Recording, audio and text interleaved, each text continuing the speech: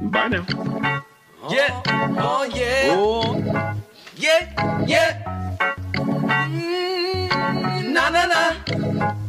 A Bears ballroom, they're the ones that fight for truth. Bears are alive or 100 proof, even if the Bears win or lose. A Bears ballroom, they're the ones that fight for truth. Bears are alive or 100 proof, no matter if the Bears win or lose.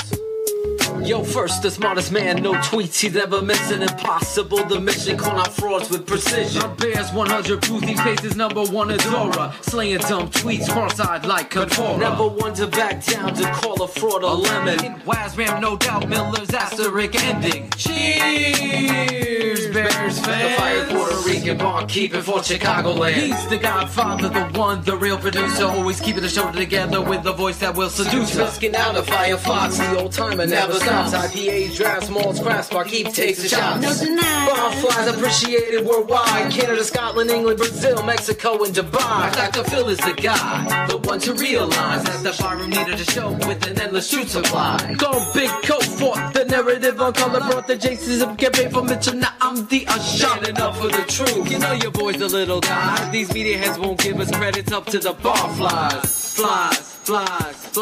Fuck a fraud in his keyboard, Twitter, tough guys surround us. Raining truth on the Bears worldwide, barflies astound us. This is the #1 pod, that's the reality of the truth. And if you don't know us by now, Bears 100 proof. A Bears ballroom, they're the ones that fight for truth.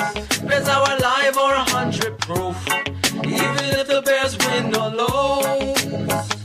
A Bears ballroom, they're the ones that Second and 6. Here's Howard again.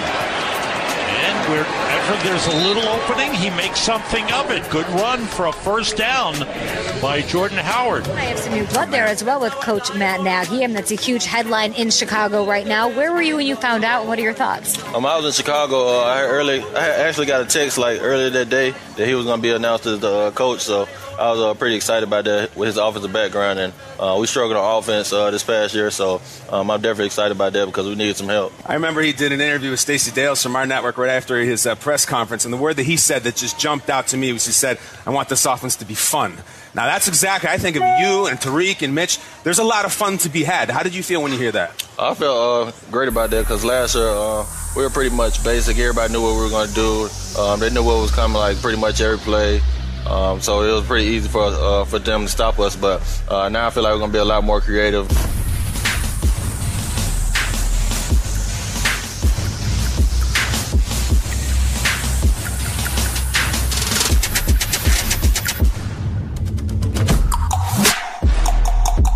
Cheers, Bears fans. This is Bears Hour Live with the one and only Draft Dr. Phil. You just heard number 24, Jordan Howard, talking about the Chicago Bears offense under Dowell Loggins and John Fox. My name is BearsGrl, and tonight I'm filling in for Aldo Gandia, who's on injured reserve. But don't you worry. Shayne, the smartest man in the bar room, is also in the house, and he will join the show in a little while. But first, we begin as we always do on Bears Hour Live with Draft Dr. Phil's opening rant. Phil, how are you doing? How are you doing tonight?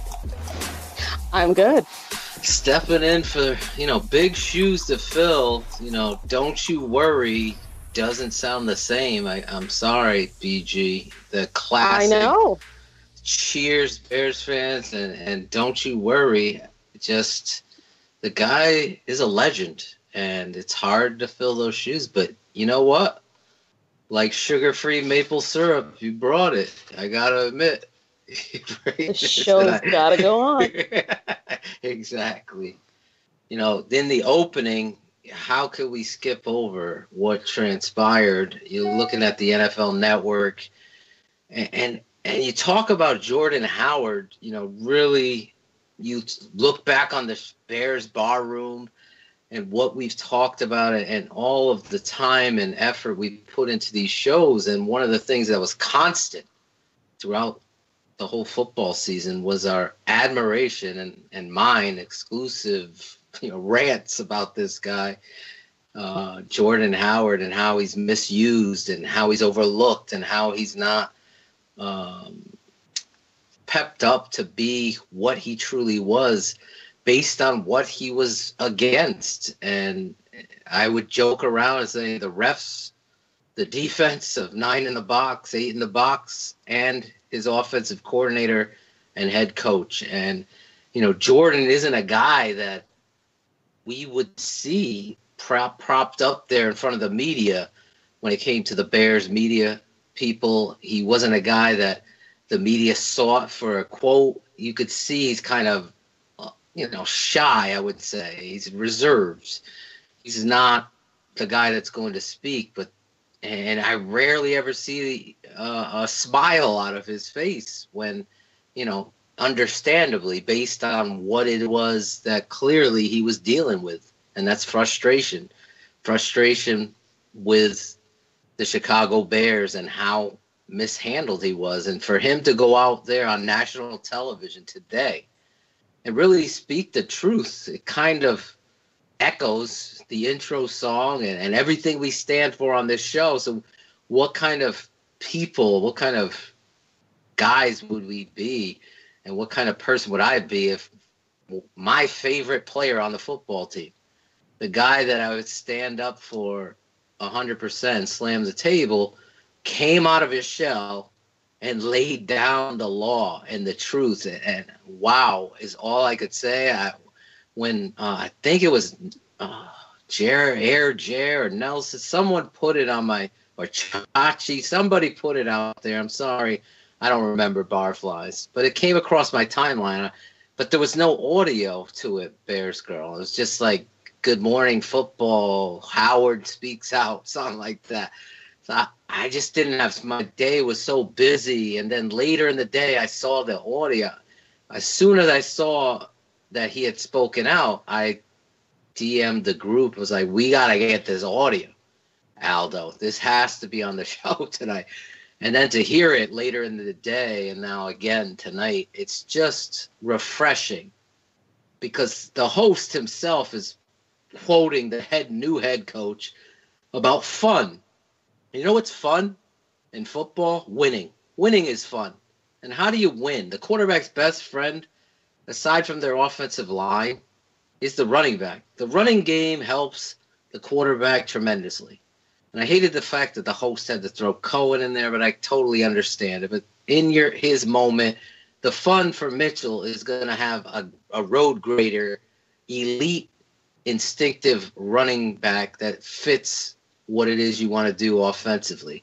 And Jordan Howard being able to speak out against Dowell Loggins just proves my point over and over again. So the bloggers and the people that fought against us and against me and sidebarred and subtweeted and all that bull that they did about me having some personal thing with, I see it too. I'm not blind to it. Barflies tag me and stuff. And I know who knows football and who doesn't. And when I watched that, and I know Shayne's right with me, you could tell Dowell's just guessing. He didn't know how to use this guy appropriately. And that's why I said, BearsGrl, this guy deserves more because he's basically being misused and not in the right way. That he's the reason why you win football games and not the other way around. And really, to have him have that stage, and it's all over the place in the football world. Even I have Patriot fans, friends, and Giant fan friends, and Jet fans friends in this area, in the tri-state area, that have texted me tonight. Did you see what Jordan Howard said? You were right about your boy.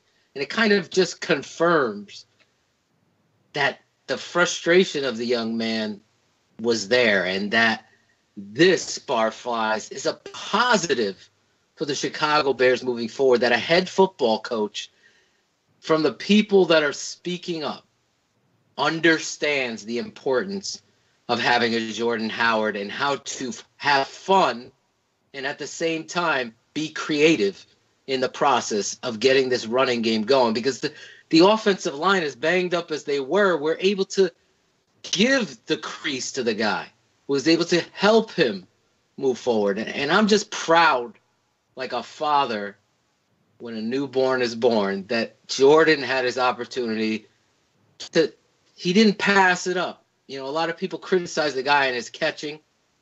I saw improvement there. In the Minnesota game, I don't think he dropped the ball. He had a drop in the game before, came back. So that's going to be what his work is in the offseason. And his determination to be the best running back in football should be there. And having Matt Nagy here is going to only highlight that with a highlighter, because I really think when a player finds his stride, finds his voice, you know, this isn't a guy that's talking smack. This is a guy that walks the walk, and to find your voice on top of that today, to me, was the reason for my opening rant. And I think it's a tremendous another day in the new edition of the Chicago Bears, because Jordan Howard is happy. And I can't wait to see what a happy Jordan Howard is on top of, you know, the disappointed one, because there was many a days that you knew based on the game tape that this young man was facing an impossible odd and still was able to make something out of nothing. And now comes the time where Jordan Howard and Matt Nagy and Mitchell Trubisky and the 2018 Chicago Bears are going to chart their course. This is just the beginning. To have a happy Jordan Howard and hitting free agency, I think Bear fans are only going to be even more excited in the next couple weeks. All right, the chat room is on fire tonight, and we've got Ethan joining us, who says Howard will be so much better with a passable passing game. And my sources tell me Shayne is in the house. Shayne, are you still awake? Yeah, I'm still here having to deal with Phil trashing my boy Dowell. I don't know why we ever got rid of that guy. I mean, it's a big mistake. John Fox is gone. Dowell's gone. Wait, I don't is this get it. the Bears blog? You let him come on the show? I heard he was Canadian. Yeah, maybe. No, I agree. I mean, Phil's rant was spot on. I can't complain about anything that he said. And for a guy that's as quiet overall as Jordan Howard is, I mean, we see him in his interviews. He's a very reserved guy. I mean, even on the field, he'll pop off a big run. He doesn't ever show a whole lot of emotion. And like Phil said, that's a big deal for him to go out publicly and make a statement like that. I mean, even for him to say, literally, there was defenders every play calling out their play where they were going. I mean, this is the NFL, and that's happening. It's not the JV football. This is the NFL where this is happening, and he's still putting up big numbers. So that tells you, you know, the special type of talent that Jordan Howard is. And, you know, all Bears fans should rally behind that. And it just it's going to be really exciting bringing in a guy like Matt Nagy, like you said, that's really not going to play Madden football and just, you know, fly by the seat of his pants, and you're going to see a play maybe in the first or the second quarter that's going to set up a play in the fourth quarter during your 4-minute drive when you're up and you're trying to kill the clock. That's something that we never saw in Chicago, unfortunately. But like Phil said, exciting times ahead here. March 14th, the opening of the new league year can't get here soon enough as far as I'm concerned. And one other point on top, don't discount the fact that Harry Highstand is here with this offensive coordinator. I know we've talked about the coaches after the hires and the new assistants and the OCs and all that, but, you know, coaching is so important, from the head coach all the way down to his assistants. And Shayne mentioned it. I know I've said it 100 times. It's like a JV coach team. It was like a JV coach team. It was a joke. Let's be honest. With better coaching, you're going to see wins. I'm telling you right now. And I think Harry is going to get even more juice squeezed out of both Cohen and Howard, that I just can't tell you how excited I am, because I don't praise players because they're Bears. Everybody should know that. You know, if that was my gig, then I wouldn't have this show. I don't just go flamboyantly. Leonard Floyd, yeah, love him. Show him so much talent. Guys showed flashes. I'm going to be critical of every player. And Jordan Howard is one of the most complete backs in the NFL that is completely overlooked. And I think the offensive line coach is getting after his guys to do even better of job, is going to really, barring an injury, hopefully no injuries for Jordan Howard, is going to make this guy a household name across the country. I know everybody kind of knows him from fantasy football, but listen, this guy is elite in my book, and I believe, Shayne hit it out of the park too. But I think the point needs to be made that coaching and getting a guy like he stand in here is going to be tremendous for the running game. So Air Jer in the chat room agrees with you guys, saying Jordan Howard got his ass kicked every week because of the shitty coaching. So my question to you is, does a big back like Howard have a role in the Nagy offense? Oh, without a doubt. You're looking at a guy that gets it done. He could do both. I mean, when you look at the Nagy offense and you talk about creativity, as Shayne pointed out,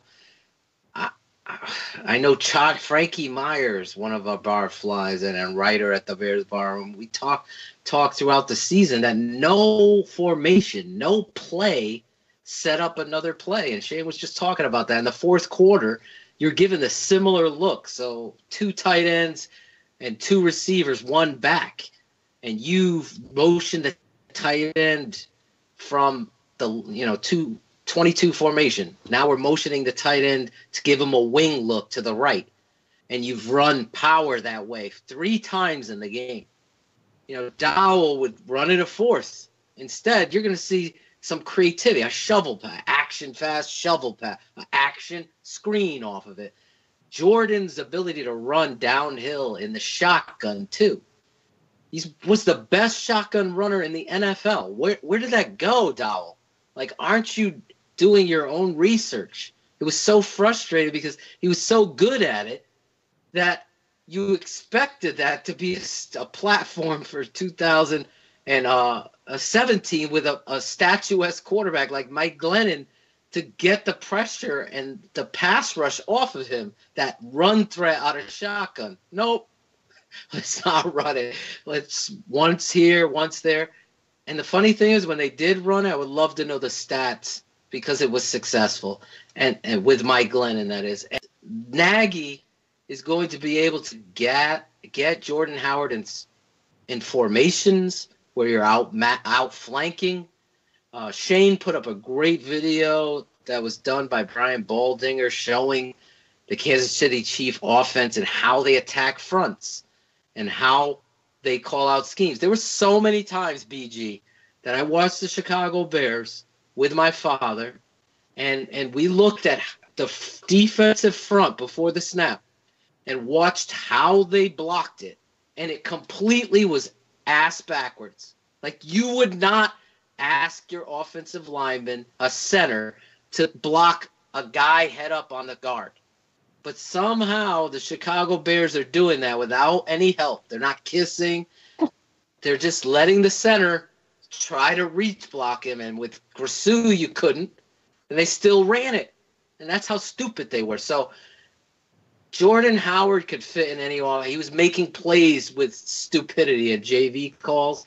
And you look at that, how Nagy was able to outflank and get the formation to where you want it to be. And I know Nagy brought this up, Shayne. Dowell's talking about defensive dictating and Cohen drawing a double team. All these behind-the-curtain fake Wizard of Oz moments transpired with Dowell telling you that he was a fraud. He was an absolute fraud as an offensive coordinator. He had no feel. He was a JV coach. He was laughed about in the league. Greg Gabriel tweeted it out. Others that I know tweeted it out that this guy actually thought he was next in line for a head coach with the Bears. That's how his focus was, that he was thinking that that's his goal, not understanding, let's be successful on offense. Let's block the front. Let's use our best player to help our young quarterback. None of that happened. Nagy definitely is going to be able to use this guy because he's elite. And the offensive philosophy, you look at Hunt in Kansas City, I know I'm taking a lot of Shayne's points probably. They're very similar. I think Hunt might be a little quicker, but the patience of Jordan Howard and the power of Jordan Howard and the vision of Jordan Howard, to me, is better than Hunt. And you look at this football player fitting into somebody who's actually going to use creativity to help free his game up too, where he becomes somebody you might have to overlook because Tariq Cohen's on a jet sweep. And now I have to false step. And now all of a sudden Howard's in the secondary. That's the kind of football player he is. He'll fit in any offense because he could do it all. Yes, he's got to improve on catching, but he's not as bad as people are making this out to be. And Nagy's happy. Howard was the cherry on top to Trubisky. That's my understanding of why he came to Chicago. And Bob Phelan agrees with you with saying, thank God Howard will be running out of the shotgun again in the chat room. Now, you mentioned frauds, Phil. I want to welcome someone who's never been to the chat room. We have Lemming in the house, and I'm not sure if he's the real one or not, because he's not making much sense, kind of like the real one. So welcome, Lemming at NFL Big Deal. We are so happy that you're here. He is an insider on Twitter, on his Facebook. We gotta love that our insiders are checking in with me and Shayne, because I gotta give Shayne some props here. Shayne, for all the grief I give him, he really can break a story better than Lock and Four and Lemming, I'll tell you that. So Shayne will find some news and break it. That's why his follower count is going up. So Lemming, we're glad you're here. We're gonna give you some nuggets you could use in your story tomorrow. We're absolutely honored that he took time out of his busy schedule to join us. All right, guys. So you wanted me to pull some audio of Jay Glazer of Fox Sports talking about our old friend John Fox, courtesy of Adam Hogue. I've got that ready for you guys, so let's take a listen. Do you think that John regretted the 3 years in Chicago? I mean, it happened really quickly after the Denver. After Denver, right? Yeah. Because he made that because there was things going on there in Denver, but he thought he was going to have a great relationship with Ryan Pace. Yeah. So, and obviously that didn't happen. But they didn't have a good relationship. Well, they did it first, but obviously when things go south, things go south. But yeah, they did it first. They had a phenomenal relationship at first. I thought those two guys were going to really mesh well together, and I think they did. But there's a lot of things that it didn't pan out, and whether it's personnel didn't pan out or coaching decisions didn't pan out, it just didn't pan out. And there seemed to be some confusion about Mitch Trubisky and drafting him, and how much John knew about that. Right, that's exactly right. And no matter what, you got to make sure everybody's on the same page. And even after that, Foxy kind of protected the organization of how much he really did and didn't know, which he didn't need to do. Okay.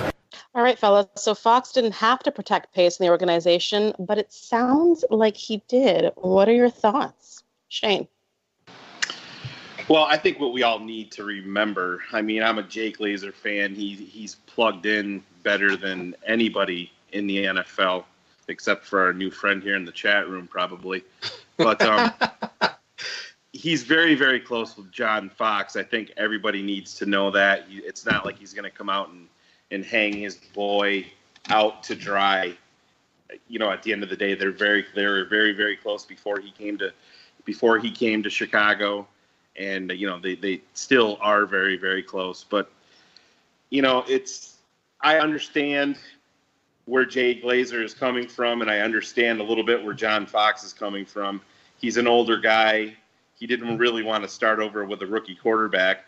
And Ryan Pace made the correct decision in, not including his head coach, because when this all transpired, when they let go of Trestman and they bring in John Fox, he was always going to be the middleman. He was going to be the guy that cleaned up the locker room, and I think we saw that. I never thought that John Fox was going to be, the guy that was going to help us take that final step.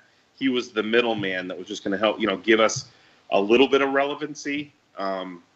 You can laugh at that because we didn't really win many games with him, but still, our defense made strides. And, I overall chalk up Glazer's comments. I think, like we saw Jordan Howard come out today, I think Glazer is essentially speaking for John Fox.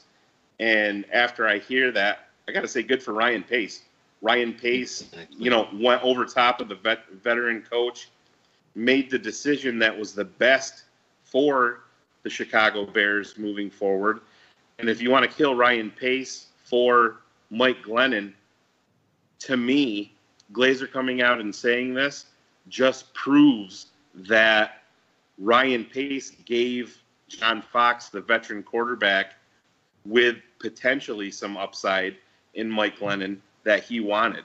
He gave him a veteran quarterback, and Ryan Pace the entire time was going to go after the young quarterback that was going to grow and take this franchise forward. So there's a lot of hit and miss there. Glazer said that too with the Chicago Bears, and we all know that story. Like I said, we're all rabid Bears fans. We know how up and down the team has been. There hasn't been enough ups, obviously, but like I said, props to Ryan Pace for not bowing down to John Fox and just giving him what he wanted, and while you're stripping a future from this team. I also want to say that this is the evidence that Shayne and I speculated on coming into this past season. Who was the reason Fox was here? There was all this speculation. Christ, I wrote a Christmas song about it. Let him go. They decided for Ryan Pace, and this is just putting pieces together for everybody, that John Fox was the best guy to help Ryan Pace. So George and Teddy hold responsibility in my mind, because who knows what I know Ryan Pace wanted former Hofstra coach Dan Quinn. I know that through friends and connects. And we went down the foxhole. So there you go, the foxhole. So the foxhole led us to the crap hole of football.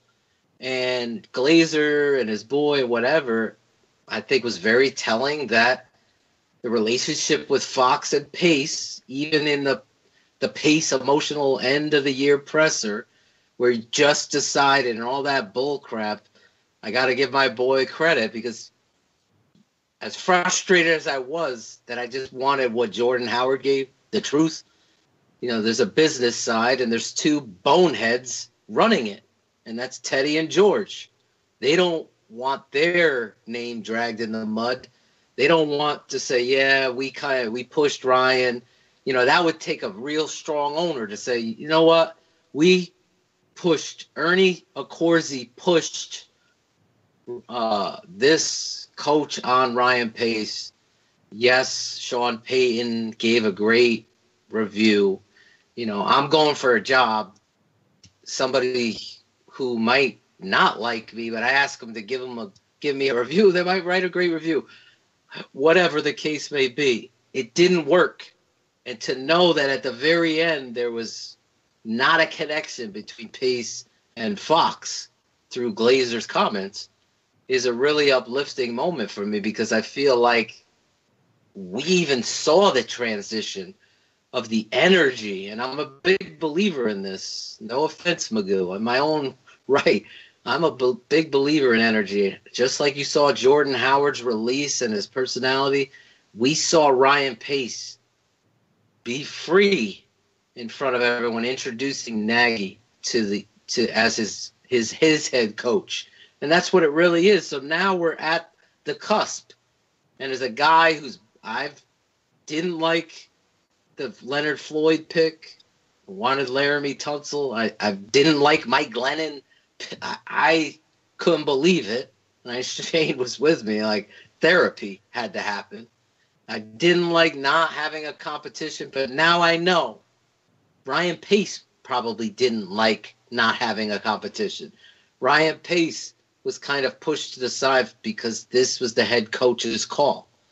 And all of this coming to the surface now through this audio with Glazer, because Glazer is exactly what Shayne said. He's speaking for Fox.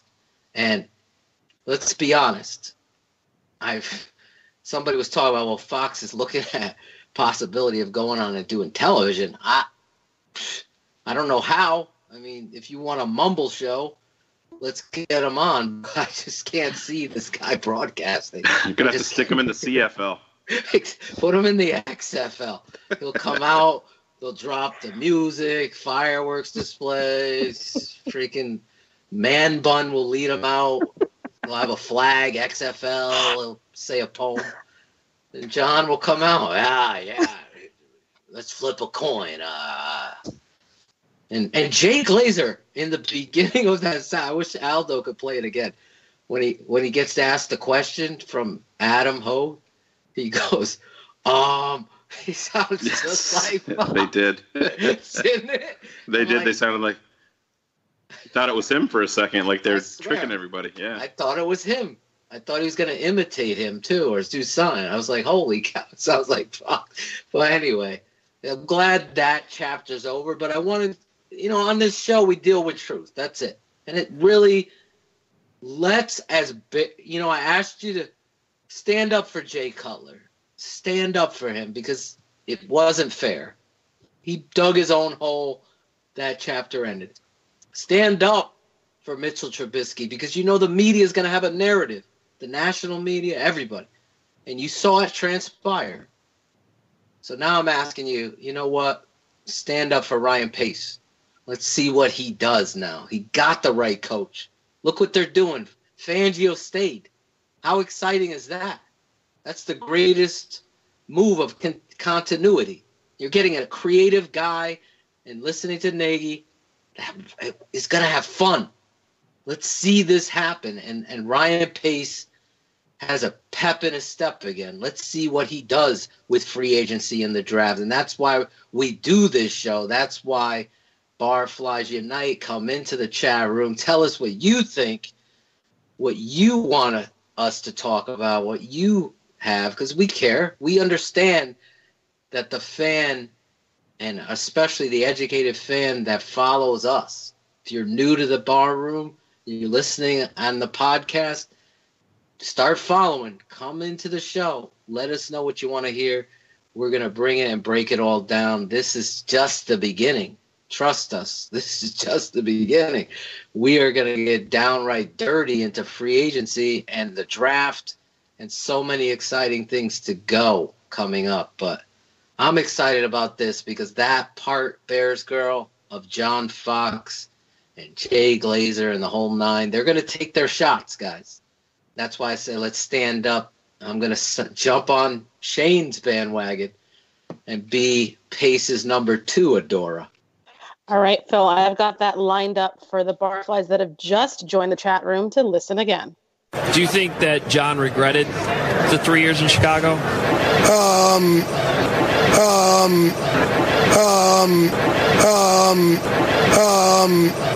mean, it happened really quickly after the Denver. After Denver, right? Yeah. Because you're right. It does sound exactly like him. I honestly thought it was him. So Hogue was busy because he was actually with Paul Allen, the radio play-by-play announcer for the Vikings, asking about their quarterback situation. And somehow he ended up talking about the Bears quarterbacks. Let's take a listen to that now. I find it to be an amazing problem.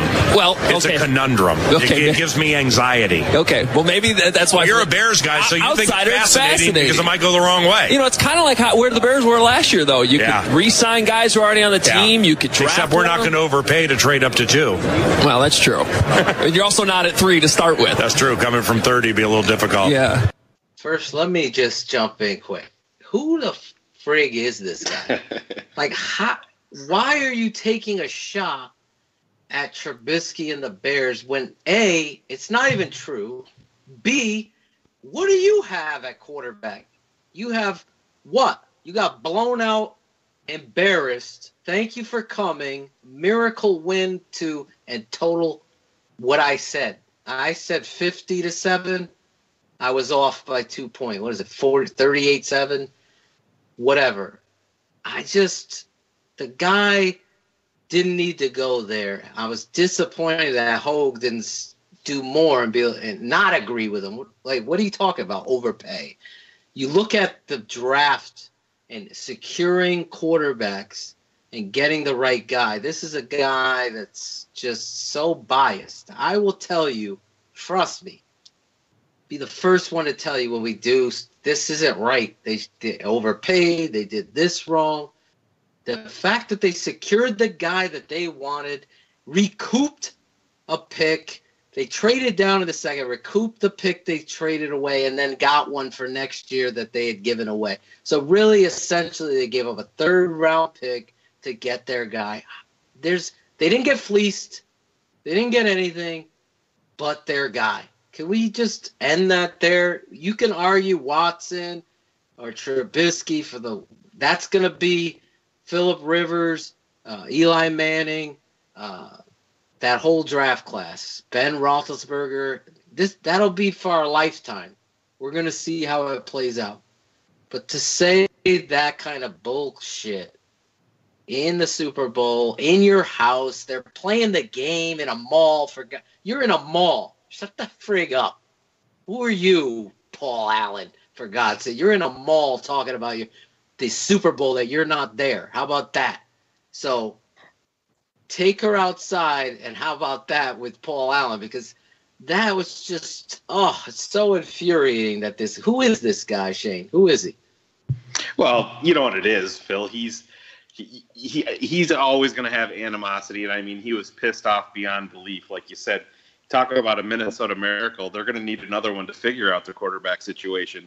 You want to talk about overpaying? Go give up a first-round draft pick for Sam Bradford, you jackass. Exactly. But, whatever, it is what it is, and that's just Mr. Glass.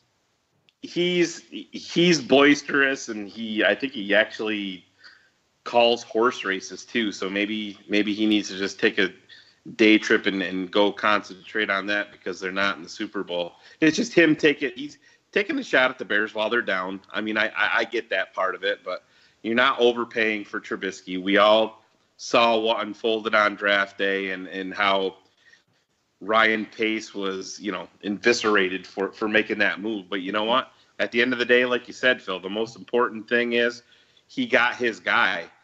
As good as Minnesota is, or as good as people want to make them out to be, who's more confident in their quarterback situation right now, today, February 1st? Exactly.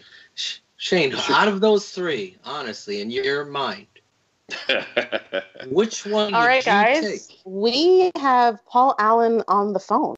Oh, jeez.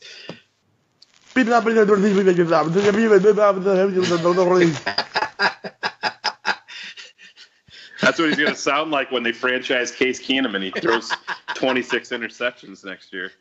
Seriously, the Minnesota Vikings, Shane, those three quarterbacks. For the guy that's listening and doesn't know the Vikings, there's Teddy Bridgewater, former first-round pick that they traded up into the first to get. Maybe one of the Barflies or Aldo can pull up the transaction of what they gave away to get that guy. They gave away a first-round pick to gain Sam Bradford. Okay, Mr. Glass. You saw him piss down his leg against the Bears on Monday night, which prompted the Case Keenum introduction. They ended up winning with Keenum thanks to, and let me remind you, 2 horrific holding penalties on Jordan Howard touchdown runs. That doesn't matter now because the stat scout will tell you that didn't happen, and they're right. But the guy that watches tape can tell you have a chance to beat the quote-unquote Minnesota Vikings. They're so tough.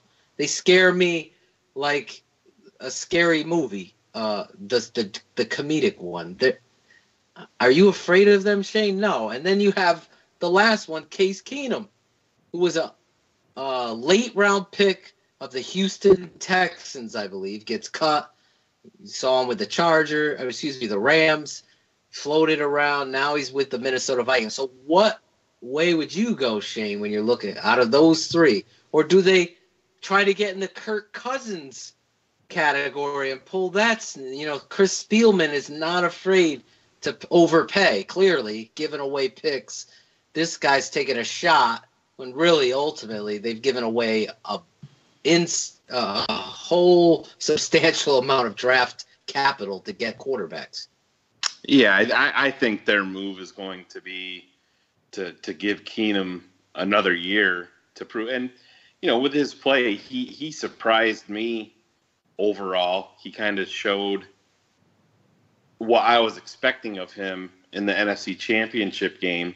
But I think the safe play for them is going to cost them, $23 million to bring him back for one more year. And obviously, if I was them, I think you have to look into Kirk Cousins, like you said, Phil. Washington will probably at least transition tag him just so that, in hopes of trading him to get some compensation back. But when you're a ready-made team like that with a legit defense, same thing with Jacksonville. I mean, you have to look at a guy like Kirk Cousins. But Minnesota, I think their safe bet is going to be to bring back Keenum. Bradford's a goner, and Teddy Bridgewater's knee looks like a plate of spaghetti at this point. And I know everybody. Teddy Bridgewater is a great person. He's a great guy, but he's been. What has he done? To me, he's been completely overrated as a football player in the NFL. I mean, I know he made the Pro Bowl that one year as like the third or fourth alternate, and I think he got a lot of love there. Just he's decent, but who knows how that he's going to respond with that knee, and if he's ever going to be the same. So, like I said, to me, all signs are pointing to Keenum coming back to Minnesota. And as good as they are, Phil, you've heard me say it. I've said it to Aldo, and I know our boy BJ Rydell doesn't like to hear it. Minnesota Vikings do not scare me like a team, going up, as much as I hate admitting this, as much as, going up against a team like Philadelphia or a team like that. Just Minnesota, I'm not buying them as long-term, legit Super Bowl threats. I'm just not. All right, guys. So the Vikings gave up a first-rounder in 2017 and a fourth in 2018. And that first-rounder in 2017 turned out to be a Derek Barnett. Speaking of Paul Allen, we actually have someone in the chat room from Minnesota. And Ethan says that Paul Allen is the worst. He's a total loser and a huge homer. All right, guys, we got 20 minutes left, and we still have Senior Bowl and Super Bowl to talk about. So there were a couple of players you guys wanted to talk about that you didn't get to on 100 Proof. Who do you want to talk about? Pick one each. One each? Jesus. One each. That's... You want me to go first? So Phil, go ahead. I'll have to look at my list here to pick out the one. The one guy that I'm going to go with, and I know everybody knows that I'm an Alabama fan, but I usually don't promote the guys too much because I'm, Saban does beat the hell out of his players in college. But there's a guy down at the Senior Bowl that was there, Levi Wallace. He was a walk-on, really showed himself out and earned some playing time down in Tuscaloosa. Lauren Cox actually brought him up with Aldo in their show when they were both down in Mobile for the Senior Bowl, and he is very, very grabby, but he lacks a lot of experience, but he's got those traits. He's going to have to put on some weight. He's like 6 foot, run 180 pounds, but he's got those really, really long arms. And when it comes to cornerbacks, as far as him being a grabby guy, and you can obviously get penalty flags on that. In terms of a cornerback, I want an aggressive guy like that. I don't want to have to coach up the guy to be aggressive. I can coach him up to tone it down a little bit. But to me, the arrow is pointing way, way up on the kid. You're going to be able to get him a little bit later in the draft, and he's going to be a guy maybe like a Eddie Jackson that's going to fall down that could pay off for you in the draft, and that's going to be a guy that I'm really, really focusing on heading into the draft for Chicago, because as many questions as we have at wide receiver, we have just as many at cornerback. What's going to happen with Kyle Fuller? What's going to happen with Amukamara? who are they going to bring back? How is this whole thing going to shuffle out? And Levi Wallace is one guy that I'm going to really keep my eye on, like I said, heading into the draft. All right, Phil, so I'm telling you one because I know you're going to bring up 20, and this is not Bears 2 Hour Live, so go ahead. Well, I'm going to trump the show because I am going to bring up one sleeper to go with. Out of all the guys I looked at here, and I look at what the Bears' needs are, and you look at free agency as the golden pathway to the draft. Barflies, don't let anyone confuse you. Mocks don't work now, so if you didn't listen to 100 Proof or you haven't finished that, I'm going to keep the short and condensed version. Mock drafts don't work now.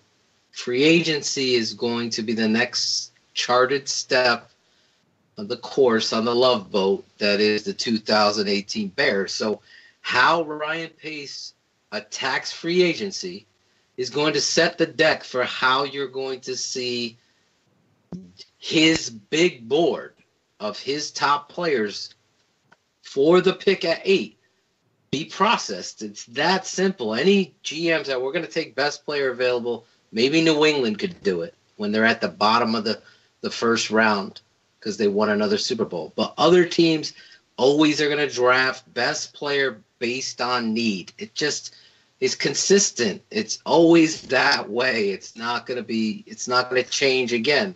So when I look at right now and I look at needs that the Bears have, offensive lineman, corner, edge rusher, clearly. I talked about Davenport. I'm not going to talk about him. I'm going to talk about a guy that I felt like had a so impressive week. I didn't want to talk about him on 100 Proof. I'm going to talk about him now, and that's Isaiah Wynn from Georgia. The guy is a absolute versatile offensive lineman that you are looking for. A guy like Heastan could take that guy. You have questions about Sitton. You have questions about Kyle Long with 6 surgeries or whatever he's working on. Offensive guard position, a guy that could play tackle in a pinch too because we're talking about a guy that's knee bend, kick slide, power. No one could beat him. His technique is sound, way he comes off the football. I had to go back, just continue to watch to see if this kid would make a false step.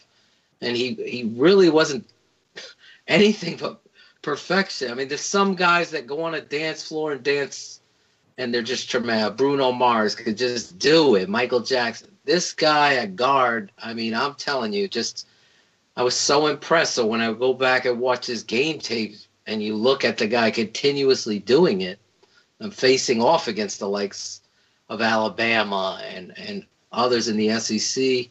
You look at that guy, and he really stood out for me. Somebody, where's he going to go? Offensive line coaches are going to love that kind of technician who's an athlete and he's big and athletic. Can he play that right tackle position? That's going to be the question. And my sleeper of all of this draft, of the Senior Bowl week, rather, is the kid Berrios from Miami. You guys know I'm a slot guy. I love it. It's where I think offenses can get their little gain that turns into a big gain. It's why the Patriots are so successful all the time. Those slot receivers, Amendola, and every slot that go Welker, they all get open and understand route progression and separation. This kid Berrios from Miami, I loved him during the season. I'm like, this kid is special because he knows how to run routes. He's a suction cup to the football. And when you look at him in the practices, granted, I don't think he had a big game, just like my boy Washington and Shayne's boy. And we talked about the fit. The Bears need a slot. Disappointed that they let Braverman go without a real coach there. I think mistakes were made personnel-wise because of it. I'm telling you right now, this kid Berrios, BG, is a absolute sleeper, and he is a fearless punt returner. He will catch it in traffic and make plays. He's somebody that I feel like really stood out in practices on the tape, and obviously in his games. He's the quarterback's best friend. At Miami, that had a great freaking season. The quarterback was looking for this football player to help move the chains. He's one of those. He's somebody I absolutely love. All right. Thank you for that, Phil. I'm surprised you actually stuck to one. I'm impressed. I stuck to two. Well, yeah, you snuck one in. So Sunday is Super Bowl 52 with the Eagles facing off against the Patriots. Shayne, Barfly send you their sympathies because we know this one's going to be a tough one for you. No, it's not. Thoughts and predictions, guys. Want me to lead this one off, Filbert? Go ahead. Well, I think everybody on the planet knows where I'm going with this because even deep down inside, if I may think it may go a different way, I just can't handle it. So I'm going to make myself feel a little bit better, and I'm going to go 27-24 New England because I want to have a good week next week. I want to enjoy it. I don't want to have a bad week, and I really my Dodgers lost the World Series in 7 games. Phil and Aldo told me that Bama was going to lose the national title, and we came back and won that on the last play. So hopefully I get a little bit more love. I know everybody's sick of the Tom Brady and the New England train, but the city of brotherly love. I hope they go dust their empty trophy case and leave it that way. So Tom Brady, I think, is going to hopefully come through again, or somebody for New England does. I think it's going to be a hell of a matchup, seeing how New England deploys Gronkowski and how Philly tries to counteract that with Jenkins or how they're going to go about it. My biggest fear is that interior line of Philadelphia, defensive line, is nasty. And Fletcher Cox is inhuman at this point, and everybody knows. You saw how the Giants beat New England in the Super Bowl, and you could see a lot of that. I mean, Philly's got the horses on that line, so they get those guys cranked up, and I don't know who's gonna block Fletcher Cox, and he's got a pretty short path to a 40-year-old quarterback that's not exactly fleet of foot. So it's going to be an interesting game, but if I'm going to put money down on it, I'm going to say 27-24, just like in 2004 when Philadelphia also lost the Super Bowl. So take that, Marsaw family. All right, Phil. This is the first time in a long time that I feel like the Patriots are vulnerable.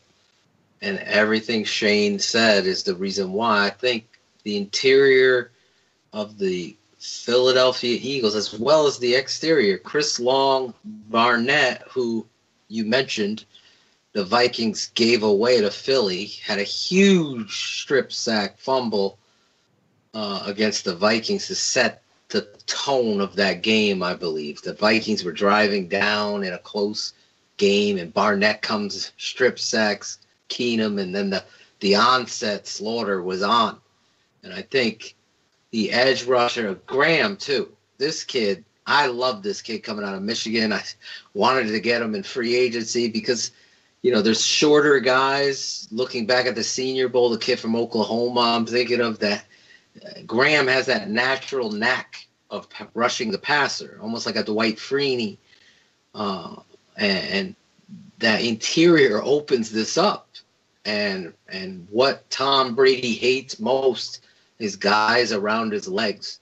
And really, that is where I'm going with this. So I love Tom Brady. I'll be the first one. There's no quarterback that I've seen greater than him. You say whatever you want about the system or whatever, guy delivers in the most critical moments. You can't deny what he brings to the table. But this time, I think the luck has run out. I think the city of Philadelphia are going to come home victorious, and I'm going 33-30. It's going to come down to a kick, and it's going to be coming from the Philadelphia Eagles side of the football, and I think they're going to come away victorious and bring it to the NFC, and that's how I see it. I just think that defense is too tough. And granted, Nick Foles is going to have to make 3 plays in this game. Nick Foles played lights out against the Minnesota Vikings. But this defense is, and Bill Belichick's scheme to take away comfort. And so Nick is going to have to make 3 big plays in this game. And barflies, we can count them during the game. You could DM me. There's 1. There's 2. As long as he makes 3 of those big plays. And what I mean by that, BG, is getting the ball deep down the football field to change field position or get in scoring range. If he makes the plays, the Patriots are going to get on their heels. Their defense is going to go to town, and they're going to make it very difficult. That secondary, too, is very diverse back there. Former Bear Corey Graham in the mix. You gotta see this play out, but that's where I'm going. 33-30 Philadelphia over. Oh, I never bet against Brady, but today I'm going to bet against them, the New England Patriots.